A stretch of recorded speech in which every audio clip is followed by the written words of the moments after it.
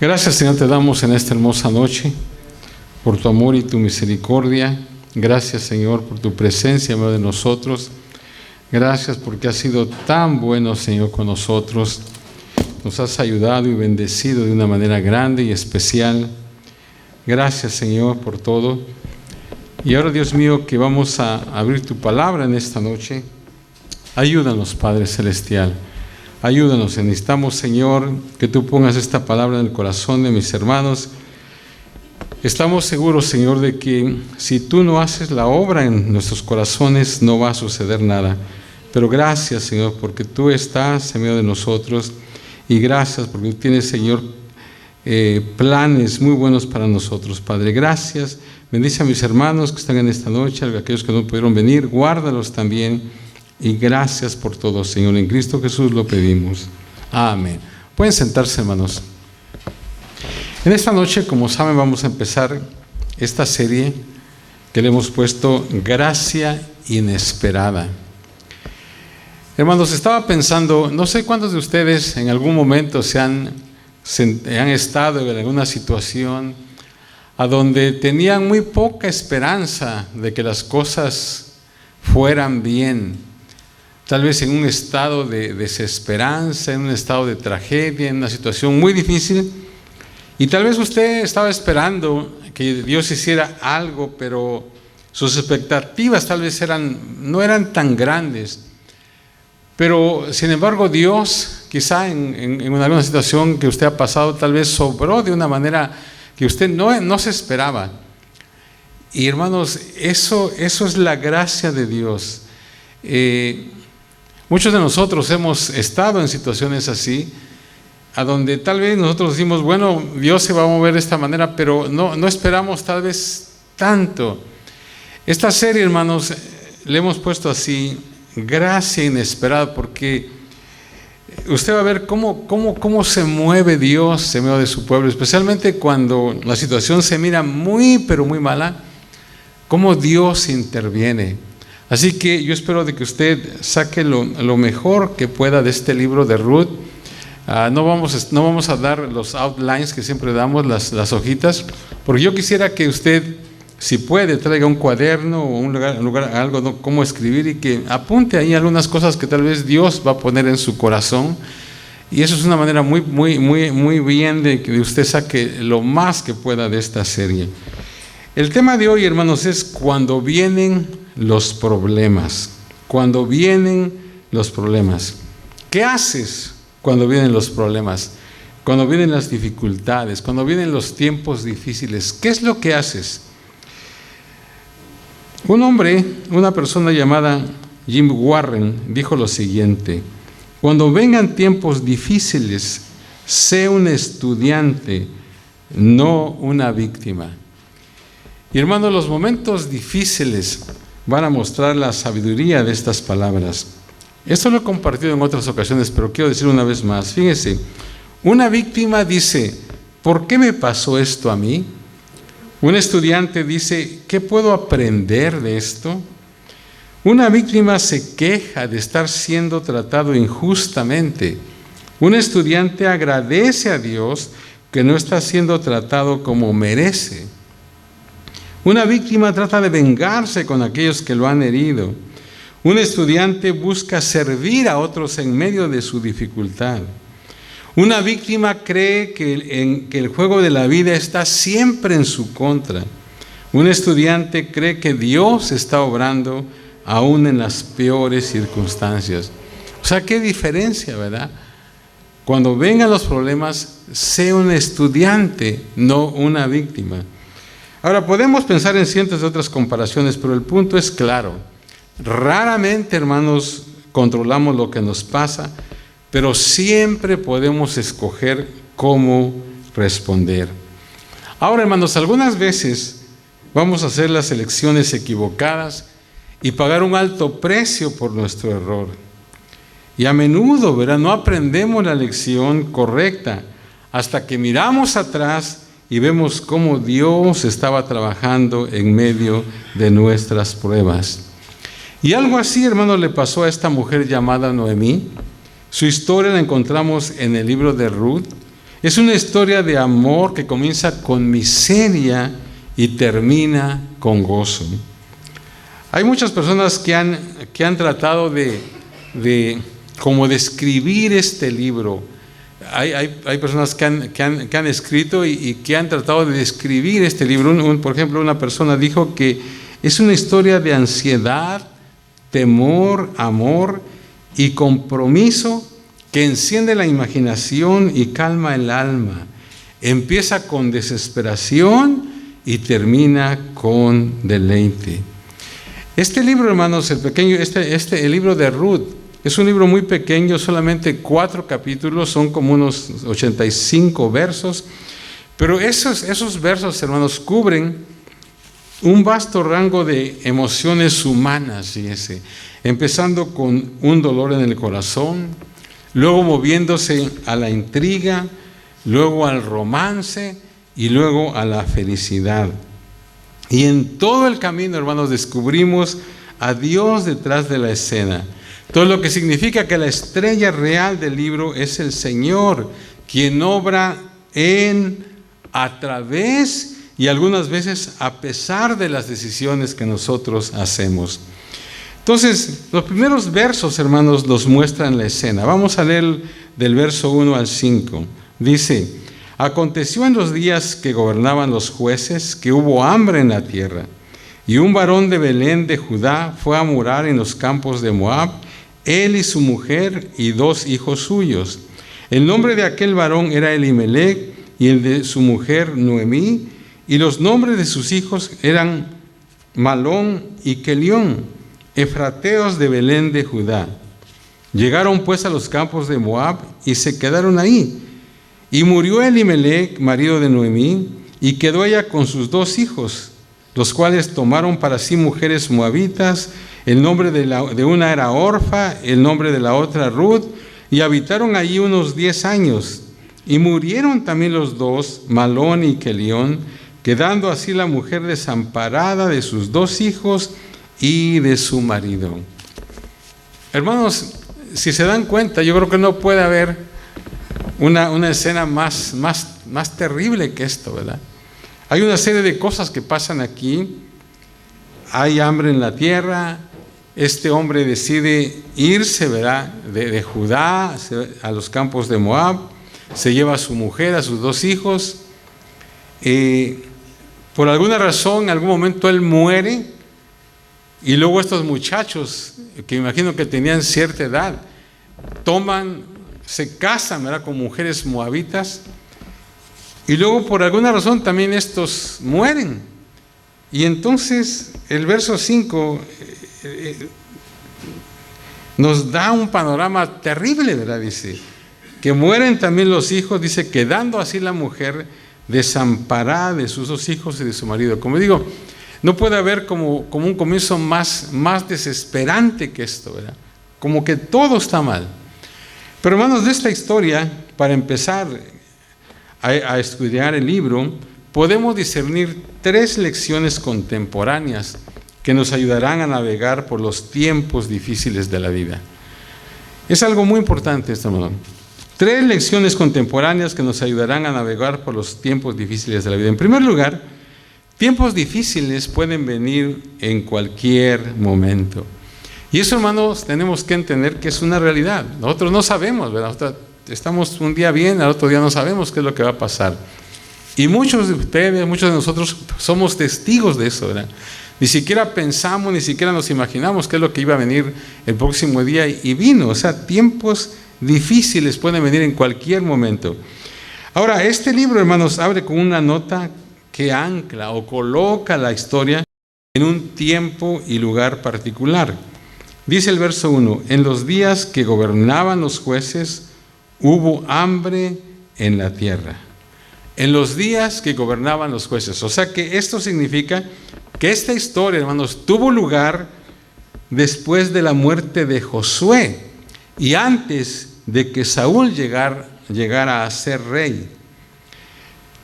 Cuando leemos el libro de los jueces, hermanos, tal vez seamos tentados a pensar que fue un tiempo sin Dios, pero eso no sería del todo correcto.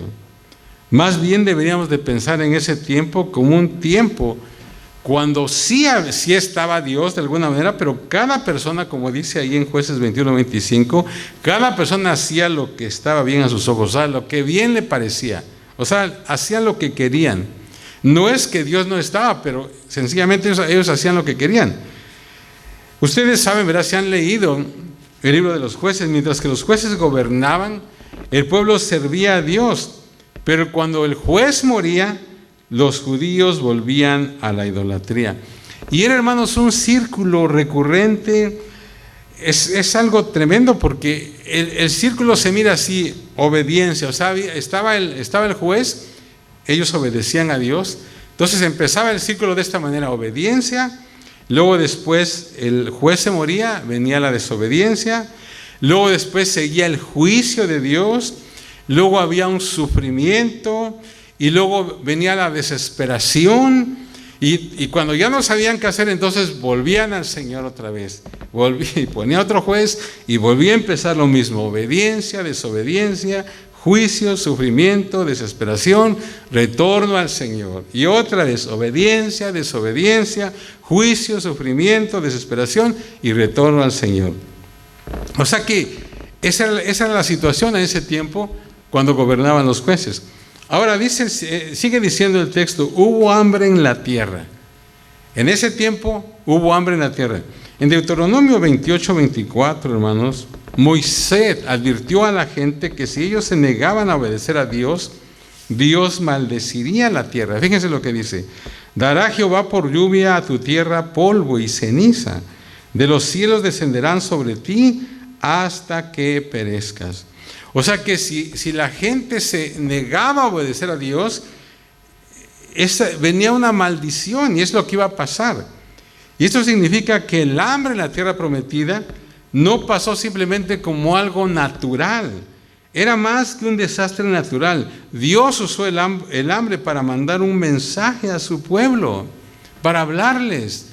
Hermanos, cuando alguien pregunta: ¿Dios puede hablarnos hoy en día? Pues la respuesta es: por supuesto que sí.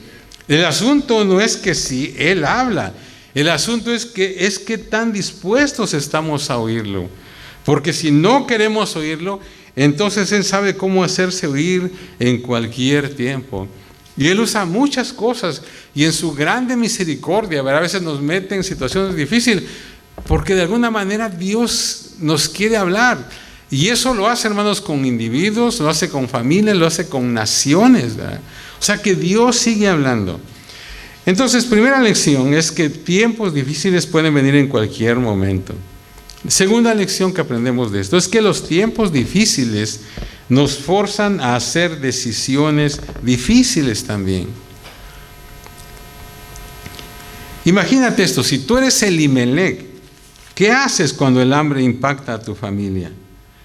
La tierra alrededor de Belén era una de las áreas más fértiles en la tierra prometida. Un hombre que trabajaba duro podría cosechar lo suficiente cada año para proveer a su familia. Pero cuando llegó el hambre, ¿qué harías? O sea, para Elimelec, hermanos, la respuesta fue muy simple. Él tomó a su familia y se movió a Moab porque era un lugar con buena tierra y un clima adecuado. Ahora, como dije hace un momento, esta sequía, esta hambre vino como un juicio de Dios. Podríamos pensar, ¿verdad?, de que tal vez este hombre hubiera tal vez orado, no sé qué hubiera hecho, pero sencillamente él hizo la decisión, tomó a su familia y se fue a Moab, porque ahí en Moab, y esa es una de las pruebas de que era un juicio, porque solamente estaba en Israel esa situación, en Moab estaba todo bien. Entonces se movió a Moab. Si el hambre no llegaba a esa región, quizás podría quedarse algunos meses o 1 o 2 años. Ahora, el hecho de que él era un efrateo, dice ahí, nos dice algo más acerca de él. Fíjense, Éfrata era el antiguo nombre para Belén. O sea que antiguamente se conocía como Efrata o Éfrata. Y esto puede, hermanos, implicar que él vino de un trasfondo distinguido, o sea, de una familia con una larga historia en la región. Entonces, por tanto, yo creo que fue bien recibido en Moab. O sea, no tuvo problemas en establecerse. O sea, cuando llegó ahí con su familia, todo el mundo se enteró de que era un efrateo, ¿verdad? O sea, que eso quiere decir que tenía una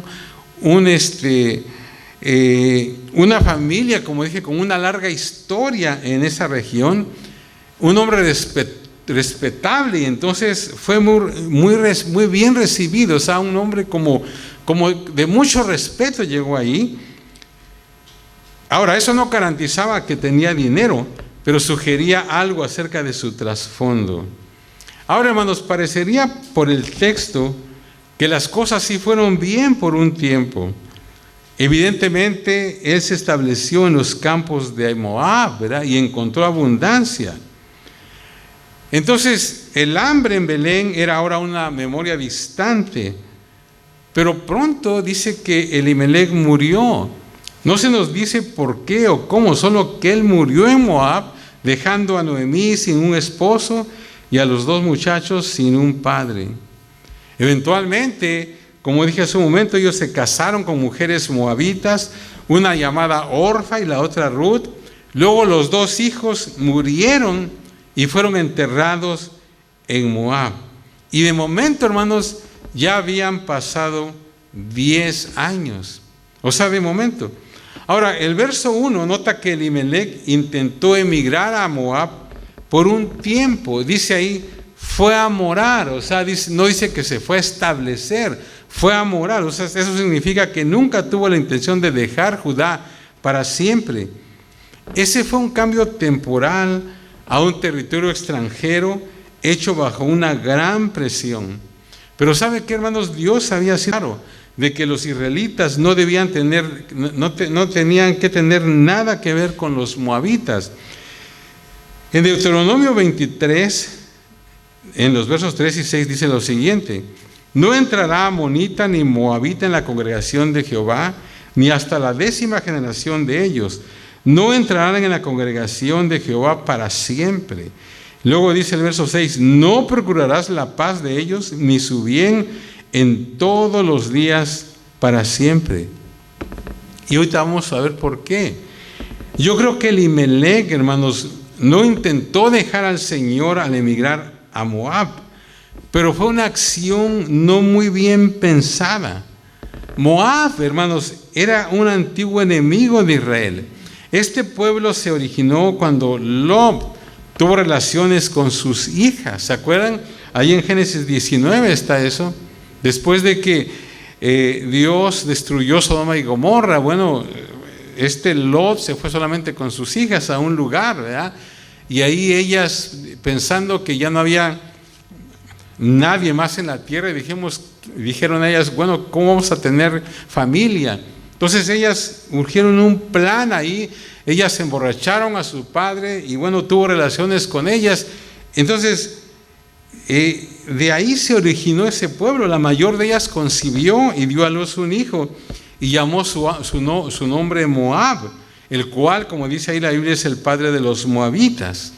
O sea que Elimelec, hermano, estaba dejando la tierra de bendición para vivir entre los paganos al lado oeste del Mar Muerto. O sea que estaba yendo a un lugar donde no tenía que ir.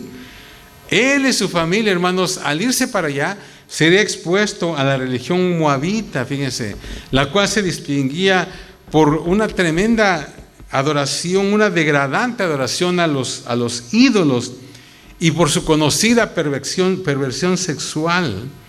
En el Salmo 108, hermanos, hay una descripción de Moab en los versos 8 y 9. Fíjense lo que dice: mío es Galaad, mío es Manasés, y Efraín es la fortaleza de mi cabeza. Judá es mi legislador, Moab la vasija para lavarme. Otra versión dice: Moab es el recipiente en que me lavo los pies. O sea que fíjense, hermanos, Elimelec y su familia habían dejado Belén, que quiere decir casa de pan, por el lugar para lavarse los pies. Ahora, hermanos, pienso que Elimelec entendió el riesgo, pero consideró este cambio un movimiento temporal por el bienestar de su familia, ¿verdad? Hermanos, pero los buenos motivos, las buenas intenciones no pueden cancelar el impacto de las malas decisiones. Hermanos, en todo lugar existen reglas y la gente puede o no estar de acuerdo con ellas, pero lo que verdaderamente importa no es si te gustan las reglas o si estás de acuerdo con ellas. La única cuestión es, ¿las vas a obedecer? Tú eres libre de tener tu propia opinión, pero tú no eres libre de desobedecer sin tener consecuencias. Hermanos, los motivos importan, pero en la vida real la obediencia importa más.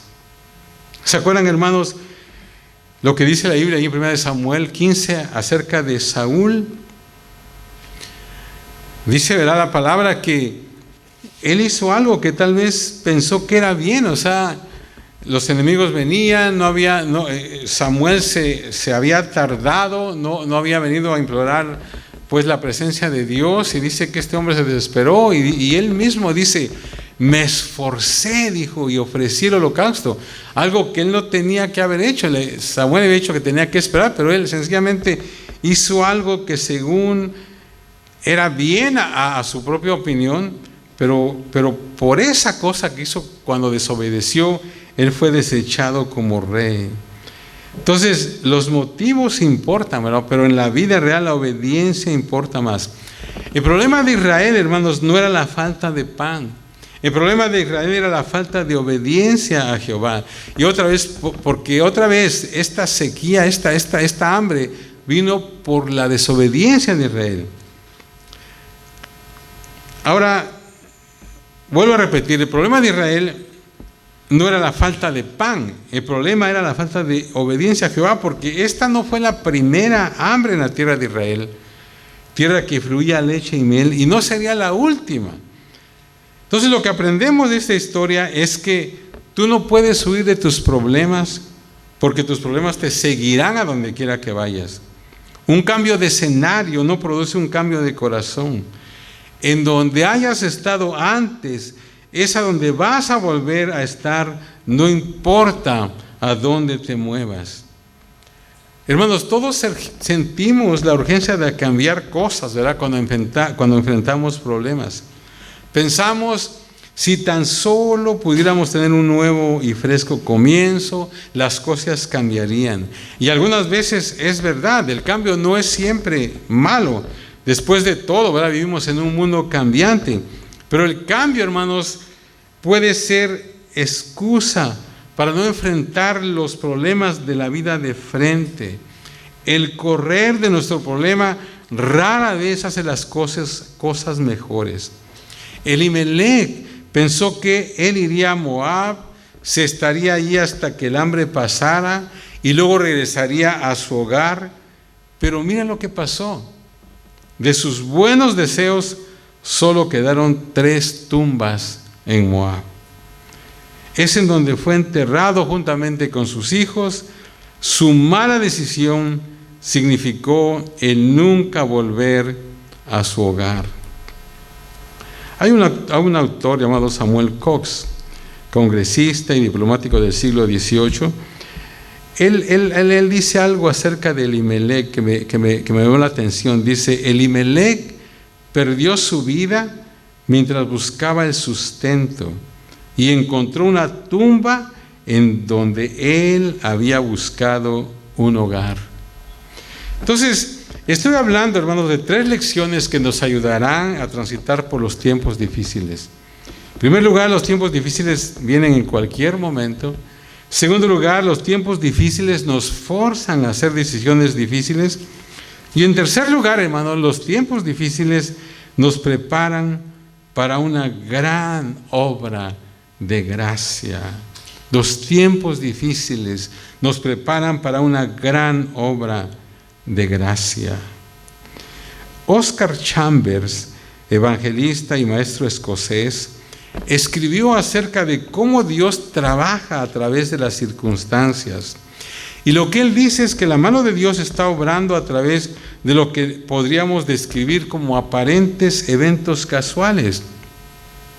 Por ejemplo, ¿quién levantó a los jueces? Fue Dios, ¿verdad? ¿Quién mandó el hambre? Fue Dios. ¿Quién decretó que los 3 hombres de la familia deberían morir en Moab? Pues fue Dios. Hasta donde sabemos, hermanos, Dios nunca habló directamente a Elimelech. Pero aún así, Él es la mano invisible moviéndose detrás de los eventos. Hermanos, podemos pensar muchas cosas acerca de nuestra vida, pero hay algo muy importante, muy importante. Nunca olvides que Dios está viendo los más finos detalles. O sea, tenemos que recordar siempre eso. Dios está viendo los más finos detalles. Nada se escapa de su mirada. Y aún los más raros eventos son parte de su plan para tu vida. O sea, si tú eres un hijo de Dios, aún los más raros eventos son parte de su plan para tu vida. Por eso hemos dicho aquí, ¿verdad? En Dios no hay accidentes, solo incidentes, porque Dios sabe todas las cosas. Fíjate, cuando la familia dejó Belén, eran 4, 3 hombres y una mujer: Elimelech, Noemí, Malón y Kelión. Pero ahora Noemí ha enterrado a los 3 hombres en las montañas de Moab. Cuando ella discute, hermano, la situación, y vamos a verlo, ¿verdad?, la semana que entra, con Orfa y Ruth, Noemí declara que la mano de Dios ha salido contra ella. En otras palabras, ella piensa que Dios le ha dado la espalda. Entonces, hermanos, ¿en qué sentido Noemí está preparada para una gran obra de gracia? Realmente ella está totalmente devastada. O sea, realmente no piensa que haya algo así grandioso, ¿verdad? O sea, no está. ¿En qué sentido Noemí está preparada para una obra de gracia? En el texto que leímos, ¿verdad?, en lo que leímos esta noche, Noemí aún está en Moab, lejos del hogar, de manera literal y espiritual, tratando con la pérdida de su esposo y sus hijos. Ella está en donde no debería de estar, en una tierra pagana, separada del pueblo de Dios, enfrentando las consecuencias de la mala decisión de su marido. Ella es una viuda de edad mayor, en compañía de 2 viudas jóvenes. No era el lugar ideal para estar en ningún sentido. Hermanos, podríamos describir esta historia como una historia de desesperanza, como dije al principio. Noemí está estancada en Moab, una viuda sin esperanza de algún día tener otro hijo, con 2 viudas jóvenes a su lado, y estas 2 jóvenes no son judías, sino son moabitas. Hasta donde Noemí se da cuenta, hermanos, no solamente ella no tiene futuro, sino que ninguna de ellas, si ellas deciden quedarse con ellas, no solamente Noemí no tiene futuro, sino que las nueras tampoco, ¿verdad?, si deciden quedarse con ella. Hermanos, cuando nosotros leemos este libro de Ruth, tenemos la ventaja de saber, ¿verdad?, cómo termina la historia. Pero ellos no tenían ninguna idea de lo que iba a ocurrir. Hermanos, algo así nos pasa también cuando leemos acerca de José en el libro de Génesis. Por ejemplo, ¿cuánto sabía José acerca del final de la historia? Cuando sus hermanos lo metieron en una cisterna en Génesis 37, la respuesta es nada. O sea, no podía saber nada cómo iba a terminar cuando estaba en la cisterna, ¿verdad? La misma pregunta la podemos hacer cuando es comprado José por los madianitas y luego vendido como esclavo a Potifar. ¿Cuánto sabía acerca de su futuro cuando la mujer de Potifar lo acusó falsamente? ¿O cuando Potifar lo metió en la cárcel? ¿O cuando el copero de Faraón le prometió recordarlo, pero en lugar de ello lo olvidó en la prisión egipcia? La respuesta es la misma, o sea, nada. Nos gusta a veces repetir, hermanos, Génesis 50:20, ¿verdad? Donde dice, cuando José, después de que pasó todo, dice: vosotros pensasteis mal contra mí, mas Dios lo encaminó a bien. Qué tremendas palabras. O sea, que nos gusta como oír eso como si eso explicara lo que soportó José durante los tiempos difíciles. Pero José, hermanos, no tenía el avanzado conocimiento de que él, un esclavo hebreo, sería eventualmente el segundo en importancia en Egipto. O sea, no sabían nada de eso, ni se imaginaban. Noemí y Ruth, hermanos, no sabían nada de lo que el futuro les deparaba. ¿Y sabe qué? Nosotros tampoco. Y muchas veces, como le digo, nos encontramos a veces en un lugar, en una situación desesperante, y nosotros no sabemos qué es lo que va a pasar, ¿verdad? Pero gloria a Dios que conocemos a un Dios de gracia. Por eso esta serie es tan importante. Ojalá usted pueda captar esto, porque después, hermanos, si usted capta esto, va a estar bien en cualquier momento, porque va a saber de que no importa lo que pase, Dios en su gracia tiene planes para usted cuando usted ni siquiera se imagina. Ahora, hermanos, cuando alguien pregunta, ¿Dios tiene un plano de mi vida? La respuesta es sí. Pero ¿sabe qué? Solo hay una copia, y esa copia está en las regiones celestes, y no tenemos ni idea de cómo agarrar una copia. O sea que no se nos ha dado por adelantado la noticia de lo que va a traer el día de mañana. O sea, qué bueno sería, ¿verdad? Que yo creo, hermano, que si hay un plano, Dios tiene ya un plano de nuestras vidas, que es lo que desde que nacimos hasta que morimos. Pero vuelvo a repetir, solamente hay una copia y no hay manera de agarrarla. Qué bueno que supiéramos, ¿verdad?, cómo va a ser nuestra vida en 1 año, 10 años, qué sé yo. Pero, hermanos, no se nos ha dado por adelantado la noticia de lo que va a traer el día de mañana. Y eso es verdad para cada uno de nosotros, hermanos, para todos, ricos, pobres, jóvenes, adultos, cristianos nuevos, creyentes maduros, todos funcionamos igual. Todos necesitamos tomar la vida como viene, un día a la vez. Ahora, hermanos, Noemí sigue creyendo en Dios, aún en una tierra extranjera, separada de su gente. Si ella está amargada con Dios, al menos no le ha dado la espalda, hermanos. Ella es una creyente lastimada, con un corazón destrozado por lo que ha perdido. Podríamos pensar tal vez, bueno, ella solo recibió lo que merecía. Pero si pensamos así, hermanos, eso solo revela que no entendemos el corazón de Dios. Él es rico en gracia y está lleno de misericordia. Dios no se ha rendido con Noemí. No importa lo que tal vez ella piensa de él. Él tiene grandes planes que están por desenvolverse. Pues ¿sabe qué, hermanos? Esto es algo tremendo. Muy poco ella sabe que un día tendrá entre sus brazos un bebé, quien será el abuelo del rey David. Imagínense. Él no sabe nada de esto. Mucho menos se imagina que su nuera Ruth, una mujer moabita, va a terminar en la línea del Mesías. O sea, su tristeza se convertirá en gozo, y ella descubrirá que aunque su esposo y ella se equivocaron, Dios le mostrará su gracia de una manera que ni se imagina. Pero ¿sabe qué? Todo eso aún no llega.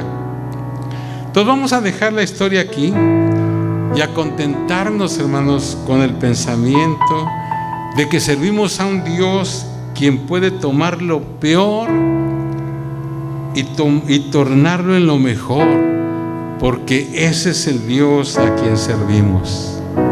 Quiero decirte en esta noche, dale a Dios tiempo para orar. Él sabe lo que está haciendo,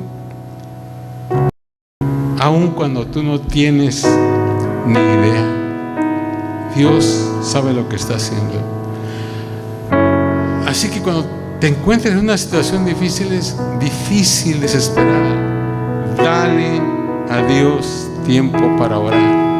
Una vez más, Él sabe lo que está haciendo, aun cuando tú no tienes ni siquiera ninguna idea. Póngase de pie, hermanos. Vamos a orar. Señor, gracias, Padre. Gracias, Señor,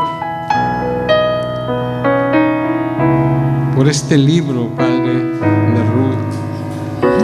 Gracias porque, Dios mío, vamos a aprender en estas semanas cosas muy valiosas con respecto a tu gracia, Padre. Una gracia, Señor, que para nosotros es inmerecida. Y de la manera como tú, Señor, obraste con Noemí, con Ruth. Y, Señor, le hiciste algo grandioso. Señor, ese es el Dios que eres tú, Señor, a quien nosotros servimos. Quizás en esta noche, Padre, habrá alguien que está desesperado o tal vez piensa, ¿qué va a ser de mí en el futuro? ¿Cómo voy a salir de esta situación? ¿Qué va a pasar con esta situación? Dios mío, ayúdanos, Señor, para que nosotros te demos ese tiempo, Señor, para orar. Tú no te has olvidado de nosotros. Noemí pensaba que tú ya te habías olvidado de ella. Ella estaba toda desesperada. Ella incluso dice que tú te habías puesto en contra de ella. Ella no se imaginaba todo lo que vendría adelante. Y quizás muchos de nosotros estamos así en esa situación. Pero gracias, Señor, por tu gracia. Gracias por tu amor. Gracias, Señor, por todo. Te adoramos, Señor. Bendice a mis hermanos, Señor. Bendice a cada persona que va a escuchar esta predicación.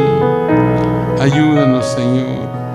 Y que, Señor, esto llene de gozo nuestro corazón al saber que servimos a un Dios quien puede tomar lo peor y tornarlo en lo mejor, porque ese es el Dios a quien nosotros servimos.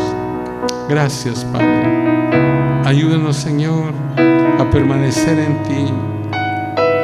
Ayúdanos, Señor, a seguir confiando en ti, Señor. Ayúdanos, Padre. Gracias. Gracias. Gracias, Señor.